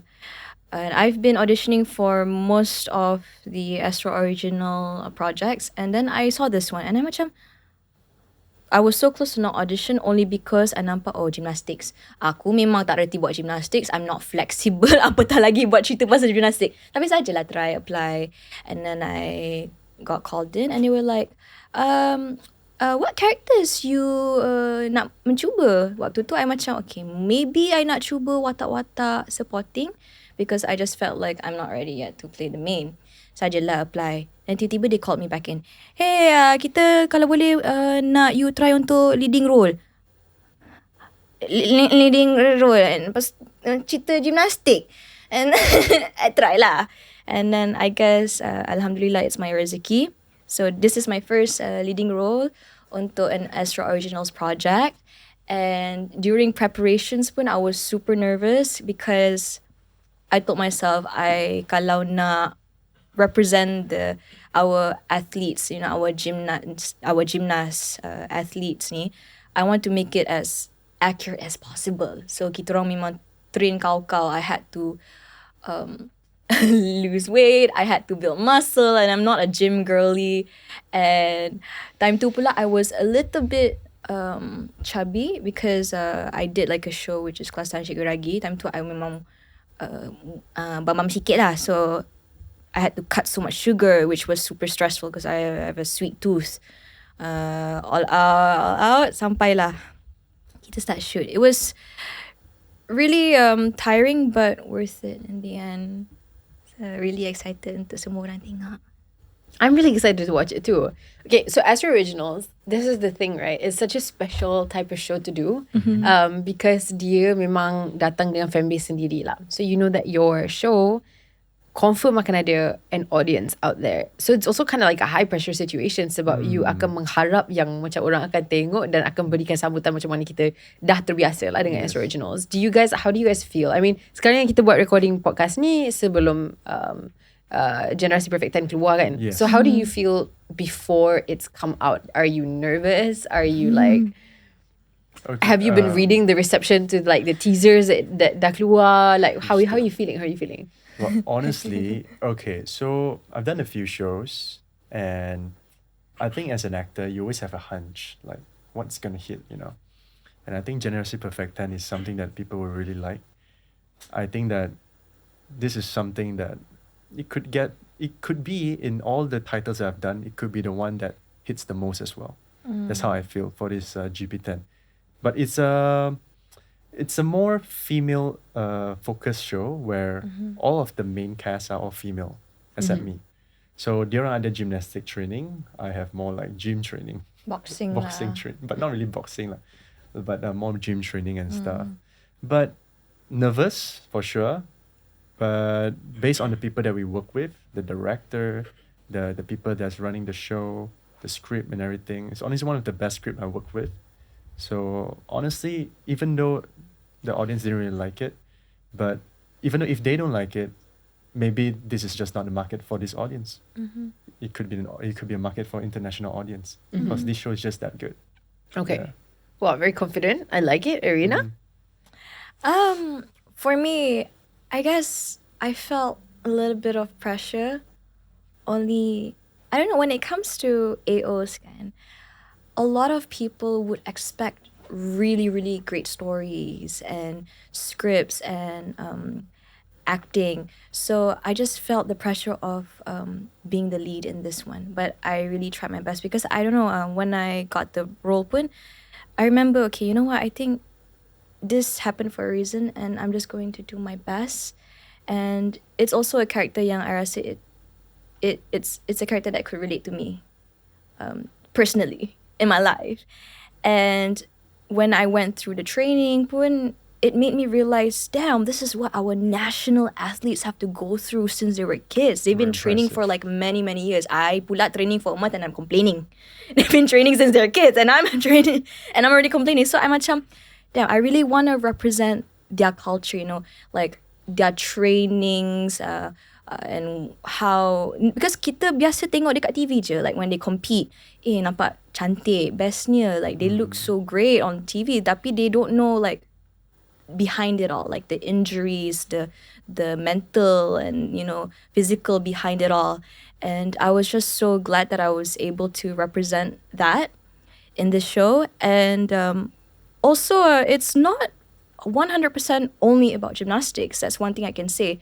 I feel like it's a show yang satu family memang boleh tengok. You know, you got the high school drama yang I rasa ramai orang suka layan. Lepas tu ada kisah dengan family, dengan kawan-kawan. Lepas tu ada sedikit romance dalam cerita ni. Dia ada a mix of everything in this show. So I rasa orang akan enjoy tengok cerita ni. Not trying to be biased because it's our show. Tapi kalau I tak berlakon dalam cerita ni pun, I'm just going to be straight up. Yeah. It's a great show. I think people will feel inspired watching this show. Sebab masa I shoot pun I rasa inspired. I'm macam, damn, I feel motivated. Gymnastics are not easy. Even some of the gymnasts, the real gymnasts that was on our set training around us, some of them were crying. They couldn't do that. They couldn't do the stunt that they want to do. I saw them crying, hiding their tears at the back. So these are the things, the real things that's going on, and the story tells the real stuff as well. So that's what makes it really interesting. Cool. Yeah. Cool. All right, guys. So I can't wait to watch it, honestly. I think like some of the other parts that are really interesting about this title kind is the fact that it also shows like it's a coming of age story of like a young girl as well, and what that's like. And it feels like I watched the trailer, I was like, wow, this is girlhood, but also like intense. Like, why is everybody pulling each other's hair? What's going on? And that's like an interesting angle juga dari segi macam very relatable, and tak jarang dapat representation macam tu kan. So it's cool that you're the face of that, and I'm really excited, guys, to watch it. Thank you. Girl power. Girl power, very much so. Okay. Look at the guy in the room, like girl power. I'm here for it. Okay. Yeah, there's very little testosterone in the show. No, I love it. But you know, it's cool that because kita datang daripada latar belakang yang mungkin lebih menggambarkan, you know, the testosterone of the world kan. So it's cool to see a different angle for once. It's very refreshing. So now that you guys have struck that off the list, your drama Kerana Seorang Lelaki is also on air right now. What's next for you guys independently, whether it be macam acting lagi ke, music ke? What's the future according to you, and what type of, I guess, actor or anak seni do you want to be? Like, what type of roles are you trying to do? More like adult roles after this? Are you gonna go back and do more 17-year-old roles? Because actually slay. Do it. If you can still do it, why not, right? Yeah. So like, what is it for you guys individually of each other?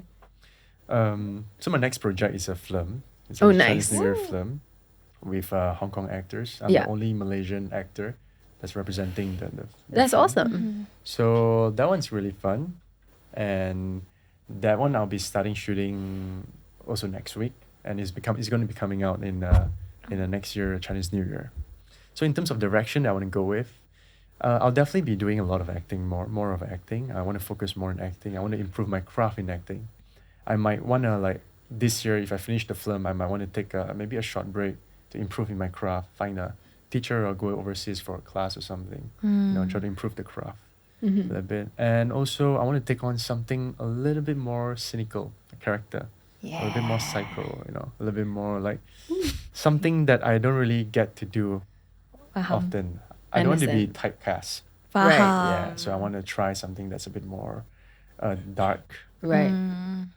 And I did that in a recent MV shoot that I did. So it was even for a short moment, but I did play the boss villain, playing swinging katanas and everything. Yeah, that was quite fun as well. Tak nak bagi spoiler sikit ke? Boleh. That was with Arden Cho. Arden Cho's MV. Oh, cool. Yeah. So she just finished her show just came out on Netflix, K-pop Demon Hunters, and then she came to Malaysia to do like a music video for herself.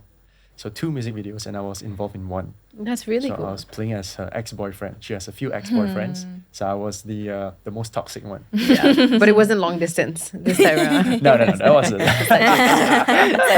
Yeah, so I'm trying to move towards that direction, try that direction a little bit. I want to see like how do I feel after portraying a role like that.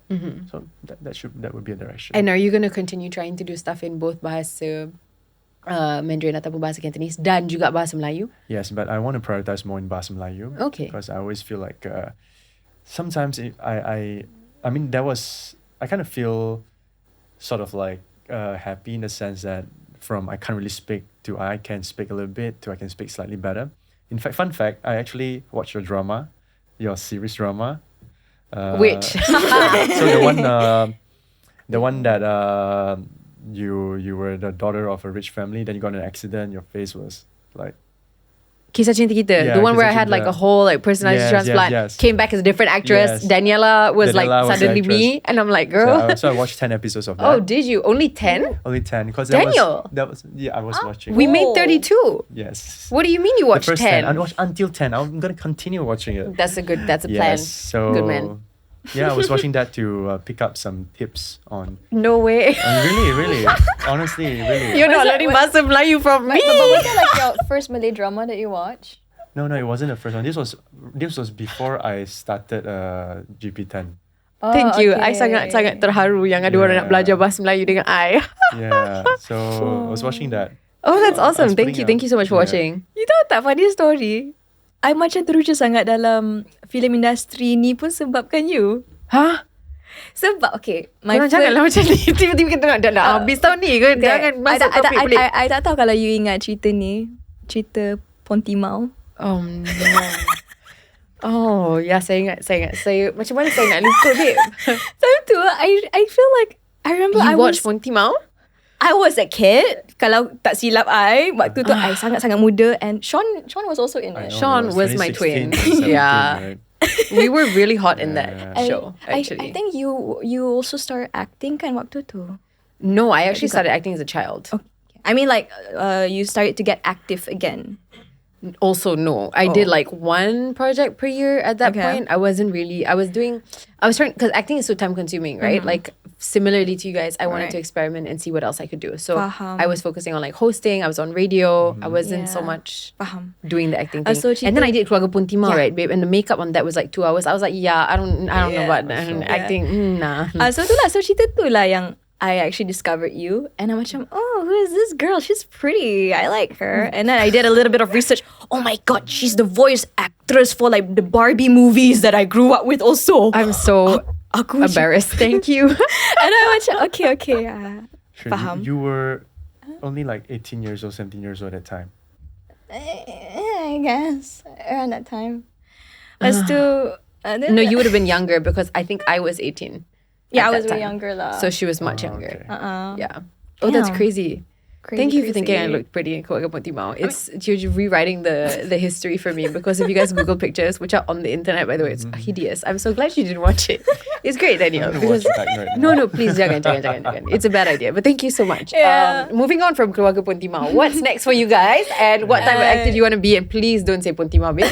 Okay. Because I will cry for you. Okay, bagi I, buat masa sekarang, I don't have any other projects after this sebab my commitment sekarang is kerana seorang lelaki, because we are actually still shooting. Yeah. Yeah. But you have this one. You should take it. The one Which that you one? mentioned to me. Yang mana satu? Yang the boy band one. Oh, tak confirm lagi because There's a boy band one. I belum confirm lagi dengan project itu disebabkan komitmen I dengan project ni. Faham. Because of the production dengan bad dates kan. So tapi I do want to try to pursue more into music, inshallah. Hopefully. I think I can I spill about the song? Okay, so yeah, I also have a song for Generasi Perfectan. Oh, nice. Yeah, Congrats. So I think this would be my second song Awesome. after once the show is out. So I guess I'll be working on that, and then I have another demo. And then I guess I kind of want to do more films. I tak pernah buat movie mana-mana lagi. I selalu buat drama-drama, so I would love to try out for films more. Dan kalau dari segi watak, macam mana I nak bawa in the future, sama macam Daniel, yang opposite lah, sebab I selalu dapat watak budak baik je kan. So kita nak try lah watak antagonis ke. But it'll be cool kalau boleh bawa watak action, beraksi sikit kan. But yeah, benda-benda macam tu. Okay, fun. Yeah. I would love to see that. And in the meantime, I tak sabar. Seriously, I tak sabar nak tengok Generasi Perfectan. I think if, like, this is a show that is so up my street as a consumer, as a watcher, I'm gonna be, like, glued to that TV. I love it. The competition, the, like, female-led, like, it's so me. It's so me. So, I tak sabar nak tengok. And I know you guys have done a really good job. The trailer looks excellent. Sebelum kita habiskan episode kita, we do have a rapid fire. Alright. And this one, I didn't brief them. So, we'll see how this goes. Are you guys ready? Yeah. Alright, let's try. Soalan pertama, watak antagonis yang paling korang idamkan if you could choose one to play or to act as? Yang dah wujud. Okay. Local? Tak kisah. Terpulang pada anda. Alamak, blank lah pula kepala otak I aku would ni. say Patrick Bateman. Oh my god, like Psycho? Yeah. Oh, wild. That's really very intense. I want to try something like that. Yeah. Okay. Interesting. We gotta wait for Astro Originals to make a story like that. Like, Right. Okay. Right? Yeah. Okay. And for you? It's there tapi dia blank. Aish. Cerita apa tu? Lupa. Yeah, what's it like? What's the character Explain like? it to us. No, that's the problem. It's blank. Oh. It's literally like blank. I don't know what Okay. happened. So here's the plan. When it comes to you later, sebelum you tidur, you WhatsApp je lah. Babe, sebenarnya tadi kan, it was this one. Okay, watak ni. I baru Watak ni. teringat. Tak apa, okay. Favorite activity during school break dulu? Tidur. What? Tak adalah, main game. I love to play games. I selalu What main, game? Game kat PC. Like, I'm a gamer girl. I would have my Nintendo. I would have my Favorite PlayStation. Favorite game. Ooh, I suka game-game macam yang adventure tu. Okay, RPG, I mean is it RPG RPG games games, like Final yeah. Fantasy and stuff? macam like very, you know, like Hogwarts Legacy-ish. Understood. Kind of RPG stuff. RPG. Okay. So me and my boys during high school break time, we play catching. So we play catching. So we run Tag? tag, yes. So it was Oh. not the normal tag. It was really intense. It's like we really, to the point that I kind of have a lot of injuries because I hit against the wall. What Patrick Bateman tag is this? Whoa. And the fun part is because I was in my school has a lift.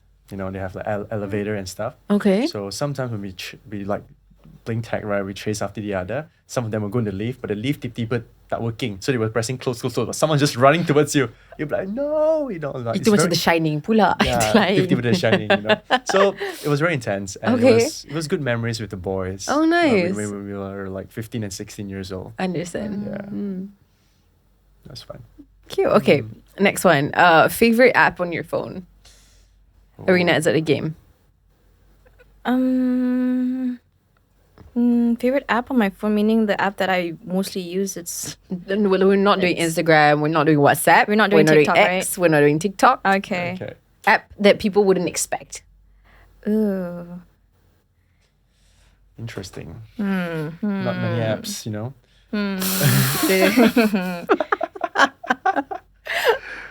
Okay, we got some real life. We're checking. Kita nak kena make sure. Apps, eh? So I use Kindle. Oh, that's good. Yeah. What are you reading? I was reading like the 5 a.m. Club. Okay. Yeah. What's that about? So pretty much like you wake up at 5 a.m. and Oh, is it one of those, like- It's one of those motivational. Oh my stuff, god. Oh yeah. no. So I had a friend who started a 5 a.m. club, right? And they were, really? yeah, talking to me about it. Like, you should join the 5 a.m. club. I was like, that sounds Fun. like 30s, like whacking Yeah. you across the So- face. Like, welcome. Yeah. So all these motivational books, right? They always have like those motivation taglines in front, and then they will tell you stories about real people's life. Those people actually experience the 5 a.m. stuff. So Should we do it? So you can far? read it, but No, like, should we do the 5 a.m.? Like, should we wake Oh, up? Is that the should. plan? Really? yeah, you should. It'll be it's fine. interesting. Like if I'm not shooting, I will wake up really early. Yeah. If I'm not out partying or like out with friends, I'll wake up really early. I head to the gym. I'll start my day really early, and maybe 6-7 a.m. I'll be at the gym already. Then after that, I'll meet my mom for breakfast. I just kickstart my day. Okay, I Maybe guess one day for us. Maybe one day. Start. You can start 7 a.m. first. 7 a.m. That's actually that's early for me. Though. I was just about to say, girl, if we do 8, it's considered a good day. Yeah, true. Okay, Arena. Okay, it's gonna be a bit embarrassing. I don't know if you heard of the app Wattpad. Wattpad? What comics is it? Oh, it's like Kindle, It's like but Kindle, right. it's kind of like Kindle, but like not really. It's like same but different. Same, but way different. No, not at all. Okay. I mean, What are the topics that are happening on your Wattpad? a lot of fanfics. Oh, Yeah. I mean, I've always had Wattpad since I was 15. that's really interesting, guys. Sampailah sekarang, and I tried to write my own book on Wattpad. No way. What was your book about? It's a fanfic. Oh, Yeah. can we ask the characters? Girl is she's pink. So what's the genre like? I mean, Daniel, are you following? Oh, No. Okay, but like who's the? No, I had like 3 books. She said no genre. What genre? That is not the genre. I had 3 books. Okay. Okay. My first. You wrote a trilogy? Are you sure you're not waking up No, at no, 5 no, too, no, girl? no. Because like, how are you doing this not. and She's shooting? sleeping at 5. It's She's different. sleeping at 5. Yeah. It's not a right. trilogy, but it's tiga buku ni different people, different genre. Wow. But the first one was like a random book, and waktu tu Vine was such a big thing. Yeah. Once upon a time, so there were this group of boys. They were called the MacCon Boys. I don't know if you heard of them. Like, Nah, you know I'm Cameron so Dallas. sorry. Have you heard of Cameron Dallas?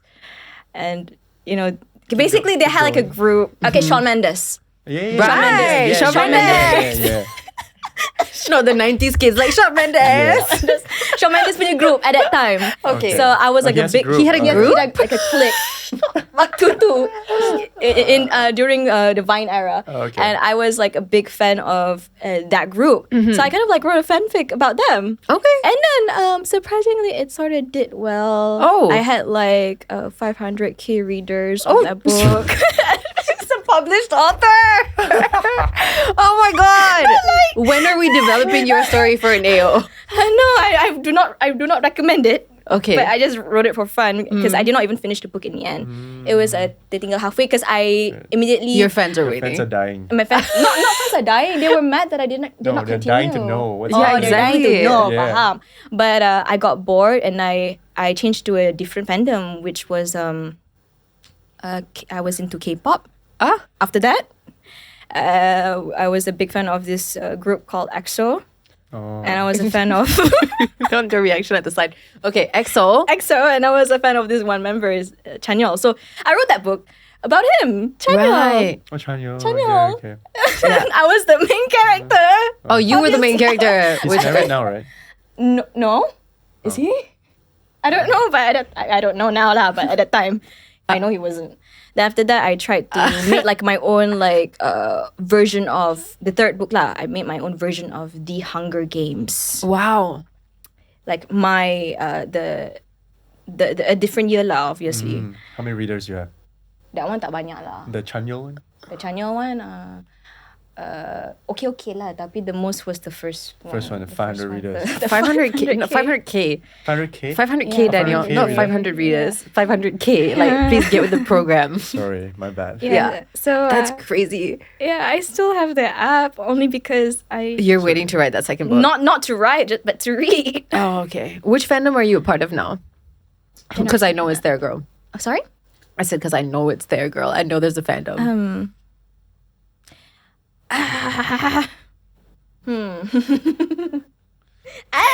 All right. And she's pink again. Published author is finding inspiration. The thing is, the books that I baca, bands yang I guess that's not so in right now. Like I see. zaman-zaman dulu.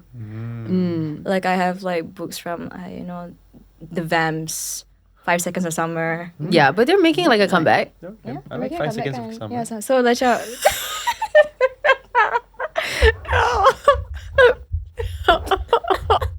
It's giving like most supportive co-star. Yes, 5 seconds of summer. Okay. So what else? so just and then like have you heard of it's already a Netflix original. It's called After. No. Yeah, so What's this about? It's He knows. Why you never tell me so I can look, so okay. romance. So actually it was based on a Wattpad book. No way. So the fanfic was about Harry Styles actually. And then because it was so big, it was so popular, it got like millions and millions of readers. Sampai I think she ended up published it like worldwide. Girl, I'm telling you, you need to finish the Tapi Wattpad disebabkan fanfic. it's a fanfic, so she had to change. Obviously, tak boleh lah letak Harry Styles kena tukar nama. Yeah. Tu yang, and then sampailah they made a live adaptation. Right. So as I was saying, you need to like finish this fanfic. You're 50% of the way completed to having Shawn Mendes act in your story. I might as well have my own Astro Originals one day. Mana tahu.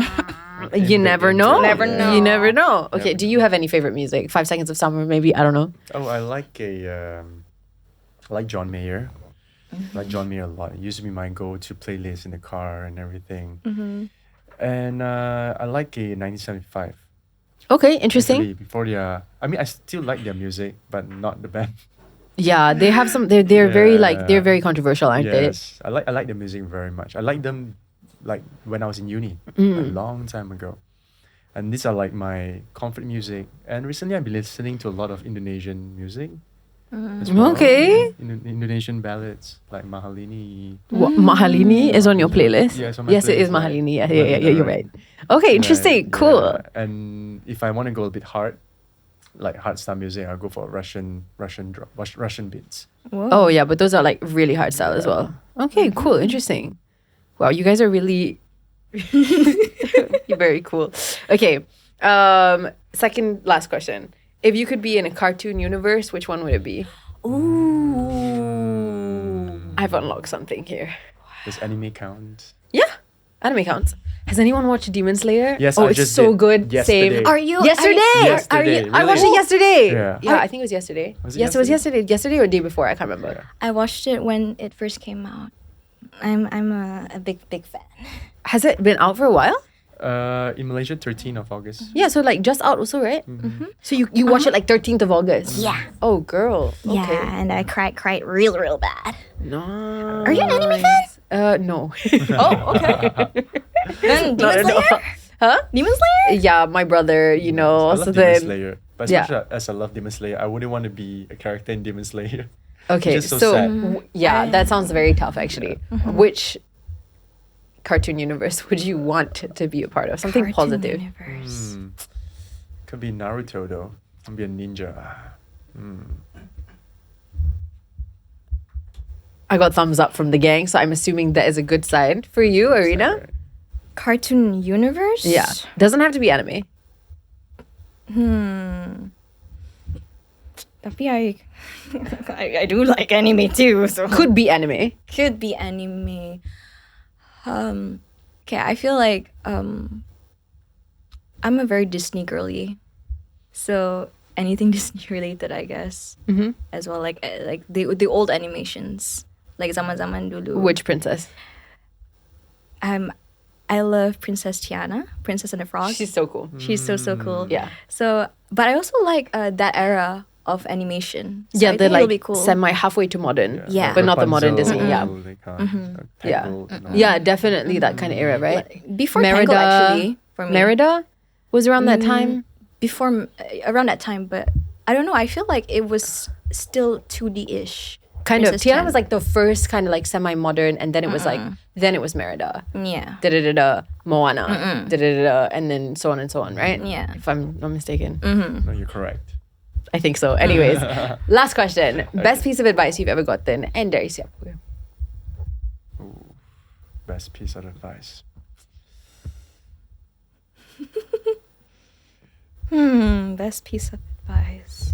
This is not rapid at all, kan? Okay, Cerita dia. so This is best not piece of rapid. advice. Tak apalah, So- tak apalah. It's okay, it's okay. No, You don't have to rush. one, Take your but time. We'll cut it. I got one. Okay.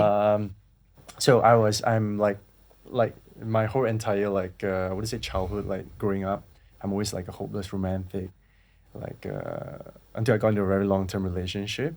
But I always have this quote for myself, like I wouldn't chase and I would not find someone, but I rather focus on myself. So the advice I gave myself that I heard was, a better you will attract a better next. So focus on yourself, and eventually you'll find someone that matches your energy. That's something that I heard, and there's something that I saw from a fitness influencer that I was very, very into at that time. Yeah, Interesting. And also true. Focus on yourself rather than like outwards and projecting, right? exactly. Arena? Sangat-sangat deep soalan tu. Yelah favourite quote lah, kan?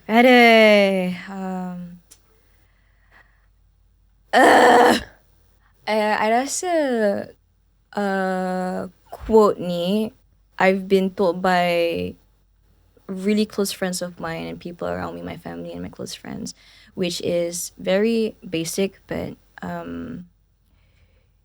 you are enough. You know, you're enough. Because I feel like this goes out to everyone. We tend to constantly be so hard on ourselves, thinking like kadang-kadang macam, maybe we need to work on ourselves even more and push macam tak cukup. And I have a really bad habit of like pushing myself so much sampai it will actually affect me mentally. So when I hear people remind me macam, you know, nobody's perfect, it's okay, kita semua tak sempurna, you are doing okay, you're doing enough, you're doing great, you know, just be your true self, be yourself. People around me would tell me that and I'm like, okay, it's a great reminder. It's simple but very effective. Kan? Alright, sebelum kita habiskan episod kita minggu ni, korang ada apa-apa tak nak pesan pada your fans dekat luar sana? You can say it to Cam A. Which is this or this? The kiri. Your close up. Okay. Yeah. All right, thank you so much for always supporting us and looking at our journey as an actor or as a person. If we inspire you, we hope that we can continue inspiring you. And jangan lupa saksikan drama kita, Generasi Perfectan. Yang bakal keluar nanti. Yes. Dah Ni, keluar dah. dah Kalau keluar episod ni kan? keluar. Dah keluar dah. Okay. Dah mungkin dah 2 episod dah kot. Yeah. Okay. Tiba-tiba awkward. No, and we really hope to meet our fans. You know, like Yes. if kalau ada fan meeting ke apa, really hope that you guys come. And Want to meet you guys Nanti close korang up. tegur-tegur, jangan shy-shy. Thank you so much for supporting us. Thank you so I love much. y'all. Comel lah dia dua ni. Alright guys, thank you so much meluangkan masa and thank you guys so much for watching. Terima We'll kasih, see Thank you, you. Amelia. Hey, thanks guys. Thank you, We'll see you thank guys next week, same time, same place. Bye.